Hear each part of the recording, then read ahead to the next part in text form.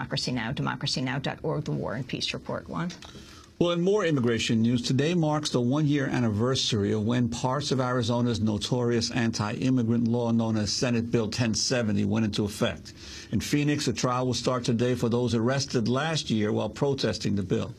The president of the Unitarian Universalist Association, Reverend Peter Morales, is among those who faced misdemeanor civil disobedience charges. He and more than 80 others were arrested for blocking the entrance of the Maricopa County Jail in downtown Phoenix.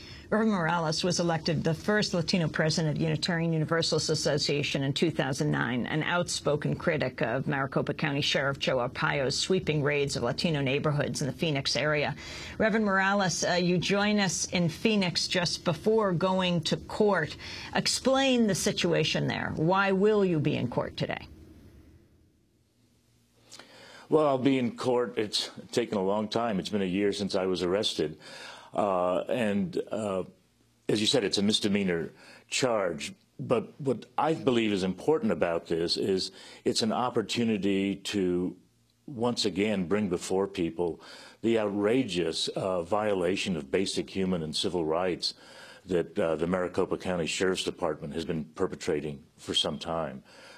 I participated in this not as a political act, but as an act of religious witness.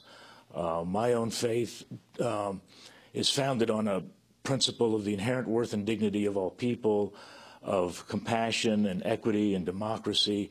And these, to us, sacred principles are being violated here in Arizona. Well, Reverend Morales, I've often said on this show that I believe that Arizona has become the new Alabama as the symbol that Alabama represented during the Civil Rights Movement, and that Joe Arpaio is the new Bull Connor. How has he been able to stay in office? And I know you've been trying to press the Justice Department on a continuing investigation that it has of his office. Oh, absolutely. And in fact, a letter is being delivered today to the Homeland Security and the Justice Department. The violations of civil rights here in Arizona are flagrant. There's so much evidence to that effect.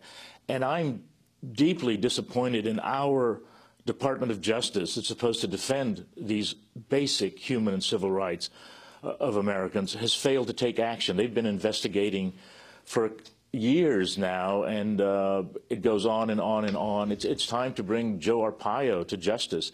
He's the real criminal here. So what exactly did you write in your letter to the Department of Justice this week? Well, I recount some of the events that have happened, and I call upon them to move forward. They have a constitutional responsibility and a legal responsibility to defend all of our rights. And when rights of voting rights, when people are being profiled, when there are these sweeps that terrorize neighborhoods going on that are clearly illegal, and then the brutality and the treatment of so many prisoners, it's been well documented. It's time for our Department of Justice to take action. But there are many people across the country who are not from Arizona, or don't know the situation in Arizona, who may not be familiar with some of the specifics of the tactics that Joe Arpaio has been using. And I know you've been to Nogales, interviewed people who've been deported, what happened to them. Could you talk about some examples of what's been going on that you consider flagrant human rights and civil rights violations? I think we the day I was arrested, here we are. Reverend Peter Morales, continue. Okay. I mean, a year ago when I was arrested, it was fascinating to see the difference between the treatment of people who were protesting and arrested by the Phoenix Police Department, which was very professional, and then the Sheriff's Department here in Maricopa County, which includes Phoenix, that gratuitously had handcuffs that cut into people's wrists.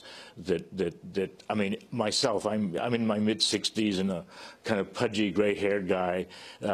When they took me in, they jammed my arm behind me, and just on purpose, it was done in order to inflict some pain just because they can do it and get away with it. I saw a young man, a fellow prisoner, being shoved and then taken in a room, and the next morning I saw bruises all over his back. He'd clearly been beaten by the sheriff's department. It's something we should, as Americans and Arizonans, all be ashamed of, to have a rogue law enforcement agency like that. Can you talk about the awareness? I mean, you're the president of the Unitarian Universalist Association of Congregations, which is a national organization. Yes. How high up is immigration in the activism of this organization? How aware in the rest of the country? You're in Phoenix right now. I'm in Phoenix right now, and our national convention that we have every year, next year, is going to be in Phoenix. And we have designated it a Justice General Assembly. This was by an act of delegates from over 1,000 congregations meeting together last year. So this is a top priority. We have a campaign we call Standing on the Side of Love. We believe that we are called as religious people to stand with those that are marginalized in our society and scapegoated. And right now, one of the groups that is most in that situation are migrants, and there's an important piece of racism in this. You know, there are thousands and thousands of undocumented workers from Canada, from the United Kingdom, and we're not having sweeps in New York City or Boston to round them up. So there's a troubling anti-Latino racist element to this. As a religious people, we feel called to say, that's not right. Those are not American values. Those are not religious values of people of faith in this country. And it's our responsibility to bear witness to these injustices.